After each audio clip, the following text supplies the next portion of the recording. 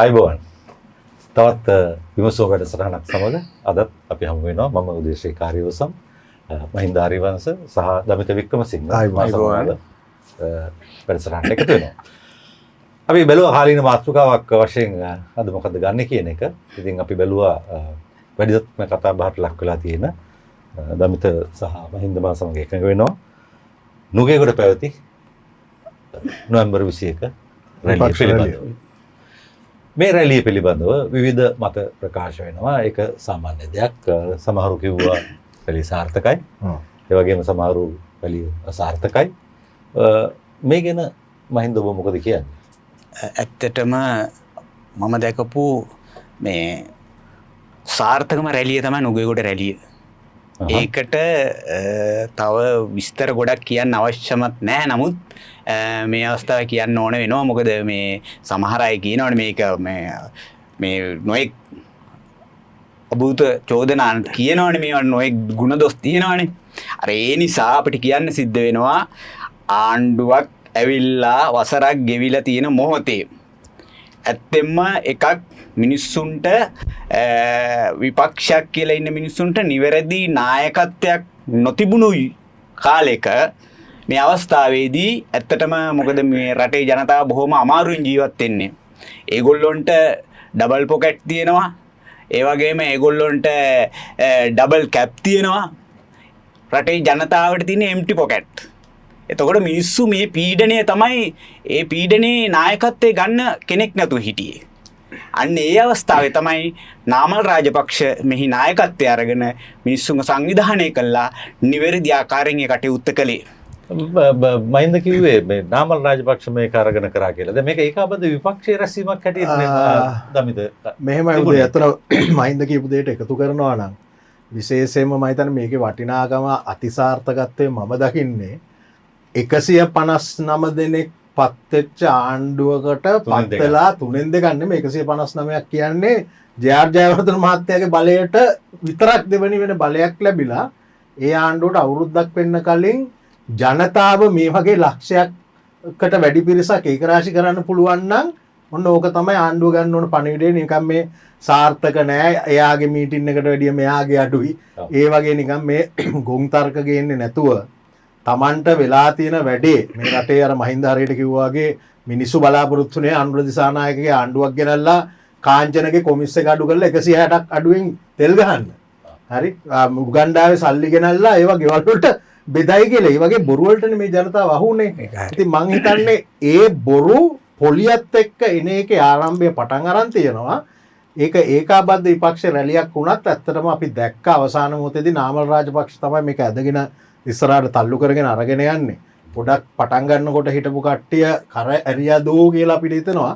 ඒ වගේ මුද ඒකේ ආපු සෙනග බැලුවොත් ඒ කියන්නේ ඒ පිළිබඳව පොඩ්ඩක් ඇනලයිස් කළා. මම හිතන්නේ 99ක් විතර පොහොට්ටු එහෙම නැත්නම් පොදු ජන පෙරමුණේ පාක්ෂිකයෝ හිටියේ. ඉතින් අනිකුත් ශ්‍රී ලංකා නිදහස් පක්ෂෙත් අපි මම පොඩි ඔතනදී එකඟ වීමක් නැහැ මගේ ඔය පොහොට්ටුවේම කියපු එකක් පිළිබඳව.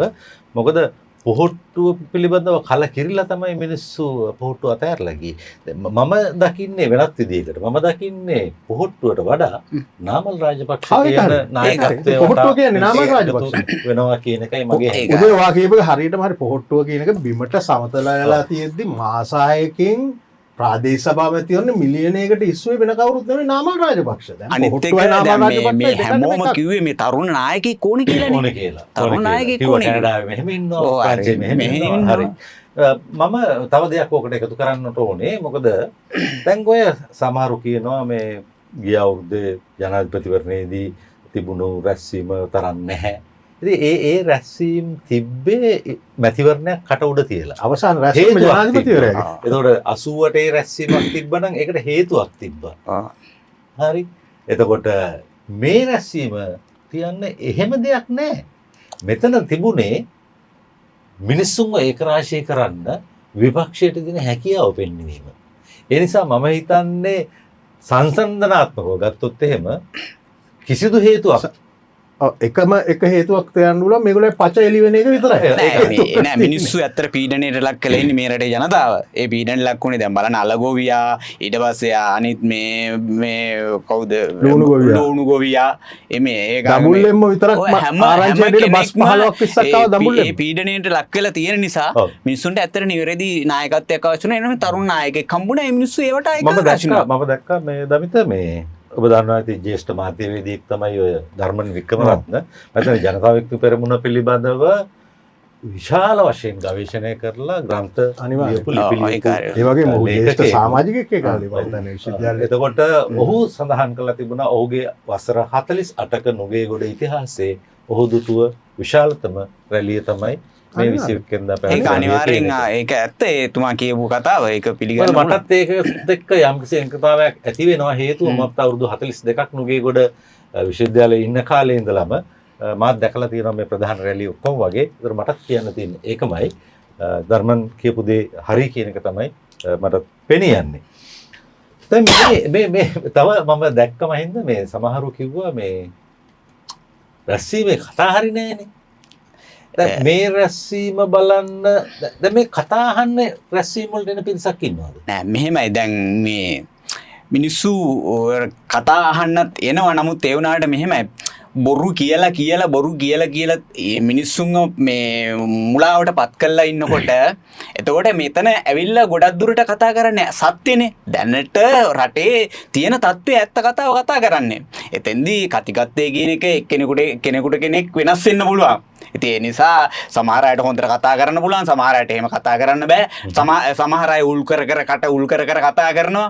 එතකොට මිනිස්සුන්ට විවිධ ආකාරයෙන් ඉතින් ඒත්තු ගන්නන විදිහට කතා කරනවා. ඉතින් ඒකට කතාව නෙවෙයි මිනිස්සුන්ගේ ක්‍රියාවයි අවශ්‍ය. අනිත් එක උදේ මම හිතන්නේ තිබිච්ච එකම කතාව මේ ආණ්ඩුව කොච්චර පච වෙලාද කියන එකනේ. අතන කතා නොතිබුණත් ප්‍රශ්නයක් නැහැ කියන එකයි මගේ අදහස. කතාව නෙවෙයි මෙතන වැදගත්. කයිතන්ලගේ ආණ්ඩුවක් මේක. එයාලගේ ඔය එයාලා කියලා මම මේ කතාන් කරන්නේ ජවිප ප්‍රමුඛ කණ්ඩායමේ රැස්වීම් වලට මිනිස්සු එනවා. ඔක 82 පවා මම දැකලා තියෙනවා. රෝණ විජේවීර සහෝදරයා කතා කරනකොට මෙහෙම කතා කරනවා පැය ගාණක් කතා කරනවා. ඒ කතිකත්වය කතා කරන දේවල් අහන්න පිරිසුන්ව පුහුණු කරලා තිබුණා, පුරුදු කරලා තිබුණා. දැන් මෙතනදී අපි බලාපොරොත්තු වෙන්නේ මේ කතා වලින් මොනවද කියන්නේ කියන එකට වැඩිය මේක විවේචනය කරන අය තේරුම් ගන්න ඕනේ මේ රැස්වීම තිබ්බේ කතා අසවන්න නෙවෙයි, ආණ්ඩුවට පෙන්වන්න ඒ අයගේ බලය ගිලිහෙමින් පවතිනවා, ජනතාව ඒ අයගෙන් ඈත් වෙමින් පවතිනවා කියනවා සහ වඩාත්ම ආකර්ශනීය නායකයෙක් එක්ක ජනතාවගේ පිබිදීමක් තියෙනවා කියන එක පෙන්නුම් කරපු රැළිය. එතන උදේ තව දෙයක් කියන්න ඕනේ. දැන් ඇත්තටම විපක්ෂ නායකවරයා සජිත් ප්‍රේමදාසනේ.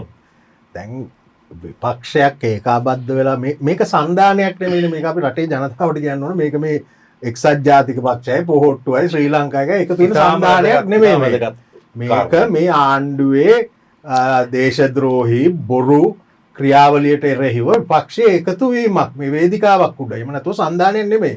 ඉතින් විපක්ෂ නායකවරයා වෙලා සජිත් ප්‍රේමදාස මහත්තයා මේකට කරෑරියා කියන්නේ අපිට ගත යුතු තිබුණේ ඒක. අපිට සැකයක් තියෙනවා විපක්ෂ නායකවරයාත් මේ ආණ්ඩුවේ ඇජෙන්ඩා එකටම යනවාද කියලා තියෙනවා. බය වෙලාද කියලා. සමහරට බයලක් දන්නේ නැහැ නේ. මොකද සංස්කෘතික අරමුදල අර මේ ප්‍රශ්න ෆයිල් උස ජනාධිපතිවරයා පාර්ලිමේන්තුවේ පෙන්නවා.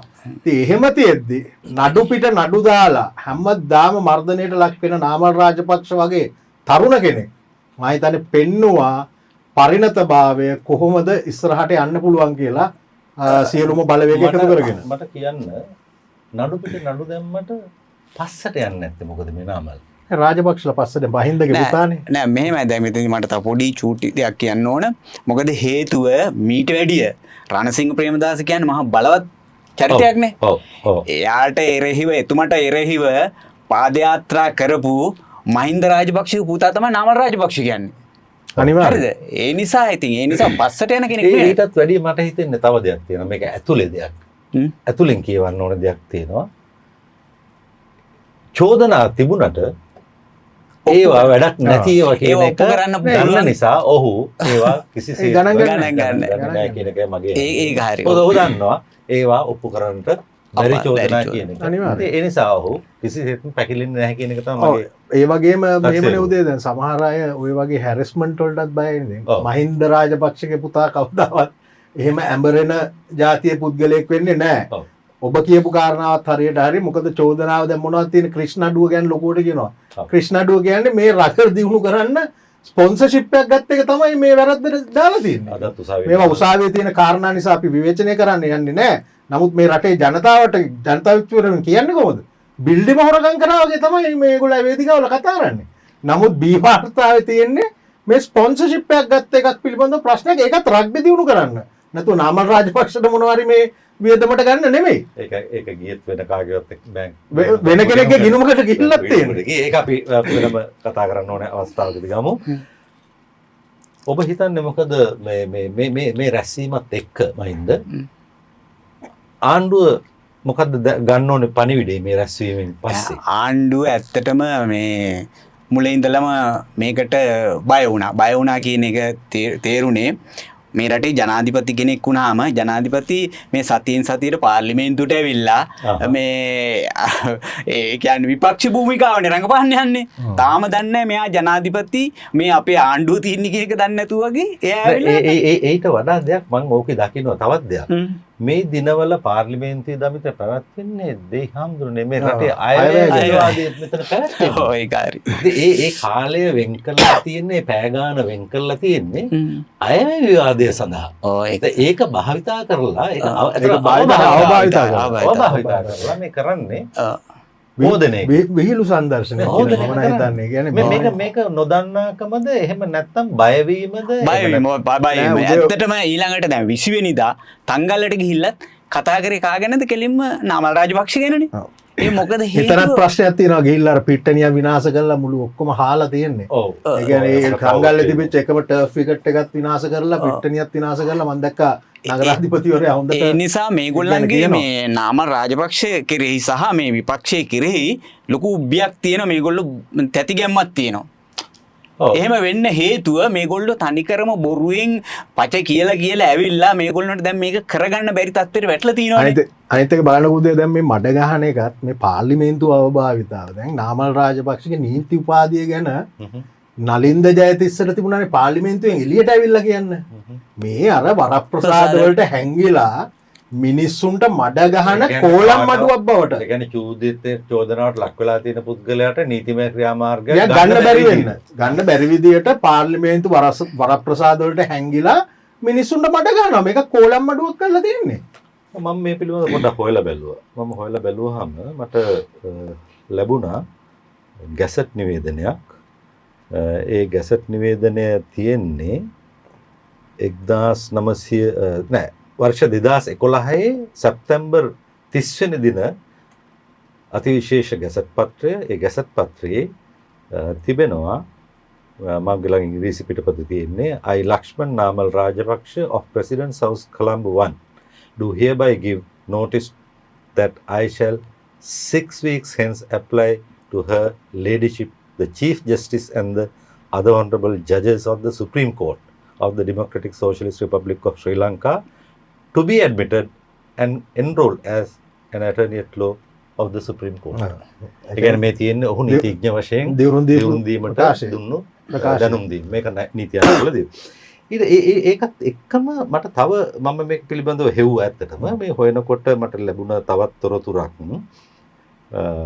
මට මේක ලබා දුන්නෙත් නීතිඥවරයෙක්. මම ඇහුවා මේ නීතිඥ සංගමේ එයාගේ නම තියෙනවද?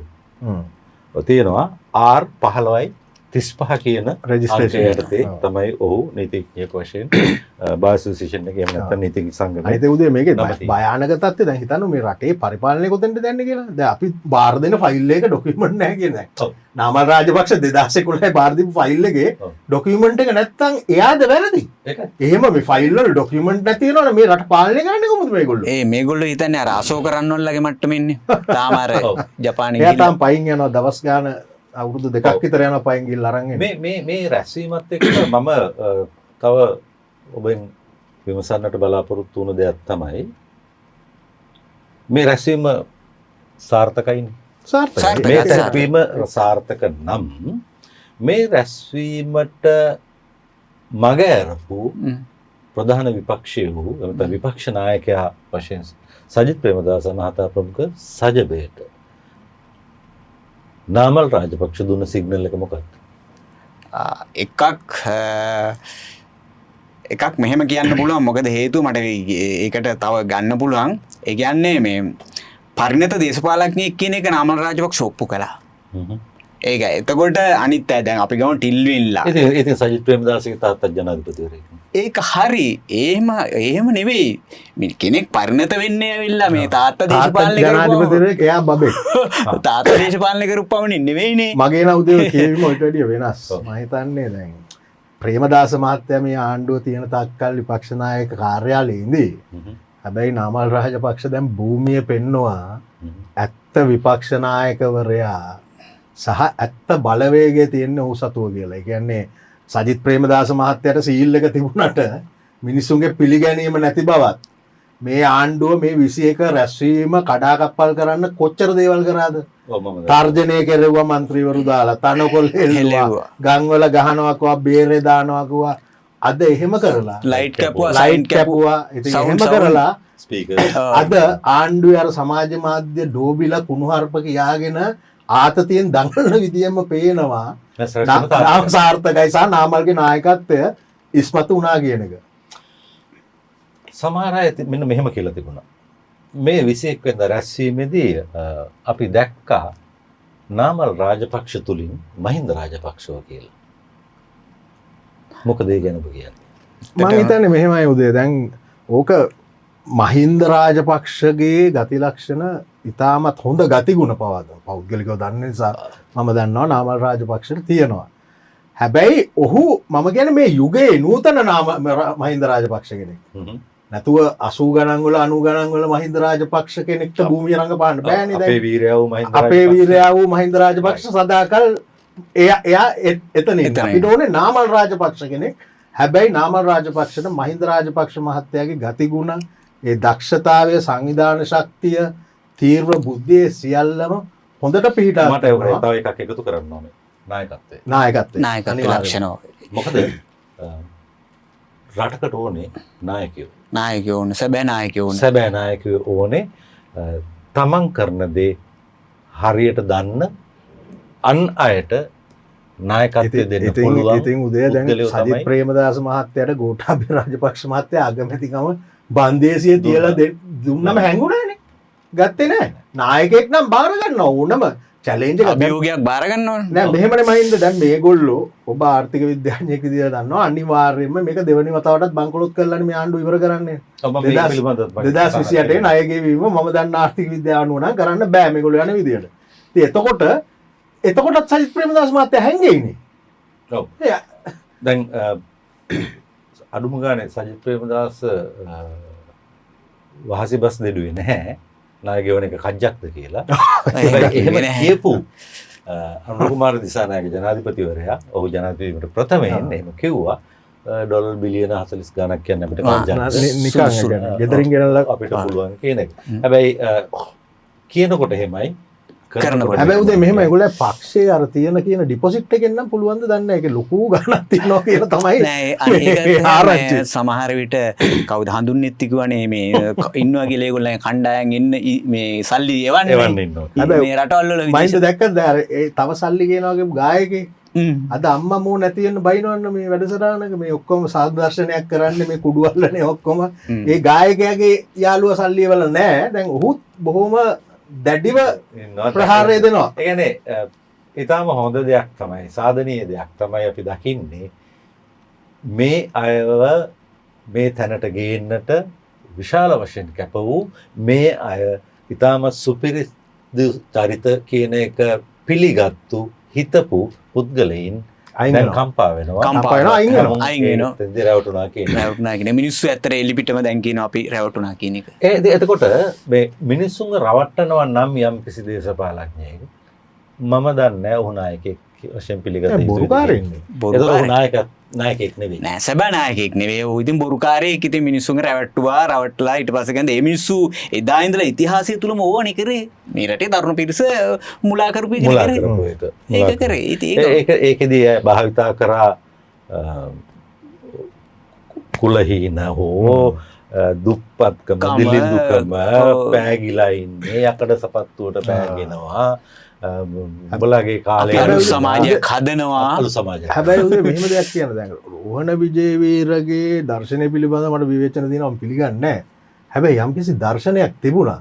දැන් මේගොල්ලන්ට මොකද? කිසිම දර්ශනයක් නැහැ නේ මේගොල්ලෝ බොරු ටිකක් කියලා දැන් රනිල් වික්‍රමසිංහගේ නියෝ ලිබරල් දර්ශනය ඊටත් වැඩියෙන් අරගෙන යනවා. ඒක තමයි. එතකොට මේ රැස්වීමත් එක්ක ඔබ හිතනවාද මේ රටේ ව්‍යාපාරික කොටසට එහෙම නැත්නම් ව්‍යාපාර ප්‍රජාවට යම්කිසි සිග්නල් එකක් සංඥාවක් ගියා කියලා? ඔව් ඉතින් ව්‍යාපාරික ප්‍රජාව බොහෝ දුරට බලන්නේ කවුද ඊළඟට එන්න ඉන්න නායකයා කියන එක ඒගොල්ලෝ ඇත්තට නිතරම සෙවිල්ලින් ඉන්නේ.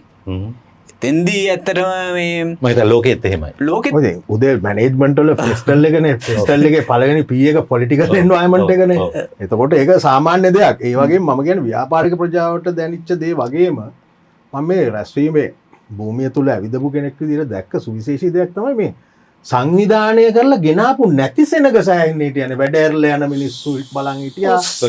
සෝ කැමැත්තෙන් කියන්නේ සියලුම නුගේ ගොඩවට ව්‍යාපාරික ස්ථානවල කාගේ හෝ උදව්වක් නැතුව ආපු විශාල කණ්ඩායමක් හිටියා. මමත් පුදුම වුණා. ඉතින් මම හිතන්නේ ව්‍යාපාරික ප්‍රජාවත් හැමතිස්සෙම විමසිල්ලෙන් ඉන්නේ මොකද්ද ඊළඟට වෙන්නේ කියලා. ඔව් මොකද හේතුව මේ මම මේ අයවැය විවාදේ පැවැත්වෙන අවස්ථාවක මම මේක ප්‍රකාශ කරන්නේ. මොකද ව්‍යාපාරික ප්‍රජාව තමයි මේ රටේ සේවා නියුක්තිය ලබා දෙන්නේ, රැකියාව දෙන්නේ, ආණ්ඩුවට බදු ගෙවන්නේ. අනිවාර්යයෙන්. එතකොට දැන් එතනදී භාණ්ඩාගාරයට රුපියල් වලින් ලැබෙන ආදායම ඉලක්කය අභිබවා එකතු කරගත්තු පමණින් මිනිස්සු කවුරු හරි හිතනවා නම් ඒ ආණ්ඩුව ඊටාම සාර්ථකයි කියලා මම හිතන්නේ ඒකත් රැවටීමක්. මොකද බදු එකතු වෙන්න ඕනේ රටේ නිෂ්පාදනය, සේවා නියුක්තිය, රැකියා සම්පාදනය ඒවත් වැඩිවීමත් එක්ක මිනිස්සුන්ගේ අතේ තියුණු ව්‍යාපාරිකයන්ගේ අතේ තියුණු බදු මුදල් ටික අරගෙන භාණ්ඩාගාරයට මේක මේ රටේ භාණ්ඩාගාරේ පිරලා තියෙනවා කියනවනේ. ඒක මොකද අනිත් එක මහින්ද මම කියන්නේ ඉතින් 21 මිනිස්සු භාණ්ඩාගාරේ පිරිලලු. ස්පිරිතාල වල බෙහෙත් නැහැ. හරි. එතකොට ස්පිරිතාල වල බෙහෙත් නැහැ. භාණ්ඩාගාරේ පිරිලලු. ආර්ථිකය මෙවැනි තත්ත්වයක් තිබියදී මට කසුකුසුවක් ඇහුණා මේ තවත් රැස්වීම් කීපයක් මේ වගේව තියන්න යනවා කියන එක. ඔව් මම කියන්නේ ඒක පිළිබඳව මොකද ඔබ හිතන්නේ? නෑ ප්‍රජාතන්ත්‍රවාදී රටක ඉතින් රැස්වීම් තිබ්බට ප්‍රශ්නයක් නැහැ. නමුත් ඒ වුණාට මිනිස්සුන්ගේ එක මිටකට එක මිට කියන එක මිටකට කියන වචනේ මම පාවිච්චි කරන්න කැමති නෑ පහුගිය කාලේ. ඒක අවභාවිතාව නිසා. නමුත් එහෙම නිවැරදි නායකත්වයක් අරගෙන එන්න පුළුවන් කෙනෙක් ඉන්නවනම් මම හිතන්නේ කවුරුවත් ඇති කියලා. එතෙන්දී ඒ නිසා මේ එහෙම රැස්වීම් තියෙන එක හොඳයි. බොහොම හොඳ දෙයක්. මම හිතනවා ඕකේ වෙන විදියකට. කියන්න. මම ඔය ඇහුව විදියනේ අනිත් විදියයි මම හිතන්නේ. දැන් විවිධ ප්‍රදේශ වලින් ඉල්ලීම් ලැබෙන්න පටන් ගන්නවා මෙහි රැස්වීමක් අපි තියමු කියලා. මම හිතන්නේ ඒක තමයි වෙන්න ඕනේ. ජනතාව ඉස්සරහට ඇවිල්ලා ජනතාවයි ඉල්ලන්න ඕනේ අපිට දැන් මෙහෙට එන්න. මෙහි අපි සංවිධානය විය යුතුයි කියන එක. මොකද අපි මේකට මෙහෙම කියමු. ආණ්ඩුව පෙරලන්න නෙවෙයි. අපි කියමු ඊළඟ ආණ්ඩුව හදන්න. ඊළඟ ආණ්ඩුව හදන්න. ඔව් ඒක. රට හදන්න පුළුවන් ආණ්ඩුවක් හදන්න කියන එක. මොකද අද වෙනතුරුත් කොතරම් තෙපරබෑම් කළත් අපි දන්නවා ආර්ථිකය හැදීමට කිසිම වැඩ පිළිවෙලක් නැහැ. ඉදිරිපත් කළා නැහැ. මේ අයවැය තුලත් ඒක තිබුණේ නැහැ. ඒ නිසා මේ රැස්වීමත් එක්ක විපක්ෂයට ආණ්ඩුවට රටේ ව්‍යාපාරික ප්‍රජාව කියන හැමෝටම යම්කිසි සංඥාවක් සිග්නල් එකක් ලැබුණා කියන එක මම විශ්වාස කරනවා. ඒ සිග්නල් එකත් එක්ක අපිට ඉදිරියේදී බලන්න පුළුවන් තව සමහර දේවල් සමහර පාර්ශවයන් පොඩ වෙනස් වෙන හැටි. ප්‍රසිද්ධ පොඩ වෙනස් වෙන. මම හිතන්නේ අපිටත් වගකීමක් තියෙනවා. දැන් නාමල් රාජපක්ෂ නායකයෙක් වගේ ගොඩනැගෙන එනකොට ඔහුව ආරක්ෂා කර ගැනීමේ වගකීමත් අපිට තියෙනවා. ආරක්ෂා කිරීම කියන්නේ ආණ්ඩුවෙන් වෙන්න පුළුවන් අනතුර වගේම ඔහුට අනතුරු කරන පුද්ගලයන් කණ්ඩායම් ඒක රාශි වීම පිළිබඳවත් මම හිතන්නේ අවබෝධයකින් කටයුතු මම කළ යුතුයි හිතන්නේ කියලා. ඔහු ඒ පිළිබඳව ඉතාම හොඳ අවබෝධයක් සැලකිල්ලකින්. තියෙනවා. ඔහු ඉතා බුද්ධිමත් පුද්ගලෙක්. අනිවාර්යයෙන්. ඒ නිසා, ඒ පිළිබඳව අපි දැනගත යුතුයි. අපි දැනගෙන ඉන්න ඕනේ. ඔව්. නමුත් ඒක ගැන අපිට ලොකුවට හිතන්න දෙයක් නැහැ. හිතන්න දෙයක් නැහැ. මොකද ඔහු ඒ පිළිබඳව හිතලා කටයුතු කරන පුද්ගලෙක්. හොඳයි. එහෙමනම් අපි අද විමසුම වැඩසටහන තුළින් සලකා බැලුවේ සාකච්ඡා කළේ නොවැම්බර් 21 වෙනිදා නුගේගොඩදී පැවති අතිසාර්ථක මහජන රැළිය පිළිබඳව එහි යම් යම් දේවල් සම්බන්ධයෙන් ඒක කොහොමද රටට අනාගතයට බලපාන්නේ කියන එක. තවත් වැඩසටහනකින් අපි ඊළඟට ඔබ හමු වීමට එනවා. එතෙක් ආයුබෝවන්. ආයිබෝවන්. ආයිබෝවන්.